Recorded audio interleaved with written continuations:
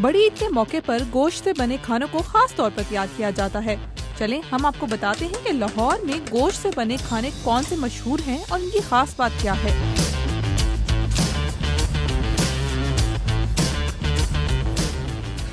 ईद के पहले रोज I am sure हर घर में कलेजी तो जरूर बनती होगी, इसलिए हमने सोचा आपको क्यों ना लाहौर के मॉडल टाउन में इस मशहूर कलेजी के बारे में बताएं जो तवे पर तैयार की जाती है। तो आए जानते हैं कि ये इतनी खास क्यों है और उसको बनाया कैसे जाता है।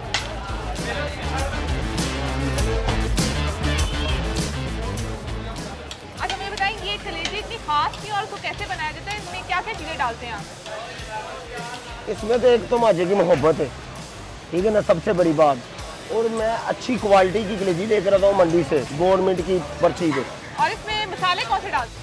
इसमें थोम डलता है, काली मिर्च, हरी मिर्च, ये चीज़ें डलती हैं। और कुछ मेरे ख़ास मसाले हैं वो मैं बताना नहीं चाहता, और इसलिए कि इसकी स्मेल कोई मार सकता है। हर बंदा कुर्बानी करता है, पहले दिन कलेजी बनाता है, तो मैं बता दूंगा मेरी रेसिपी तो ख़त्म हो जाएगी, लेकिन ये चीज़ें 2-4 डालेंगे उसमें होता है कि स्मेल मर जाए। मुझे 25 साल मुझे हो गए और 50 साल मेरे वालिद साहब ने शुरू किया था। ये ईद के दिनों में भी बहुत रश होता है इनके पास, आम दिनों में भी बहुत रश होता है कि कितनी कितनी देर इनके पास लोग वेट करके हमें खाना पड़ता है। तो ईद में भी यही होता है कि मतलब कि आवाम घर में कलेजी बनवाने के बजाय इनसे आगे खाते हैं, क्योंकि इनका जायका बहुत अच्छा है। यहाँ पे तो ये बहुत मशहूर हैं, बहुत रश होता है इधर।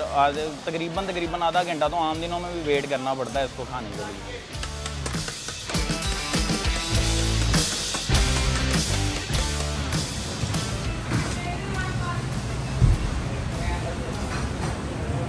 मज़ेदार।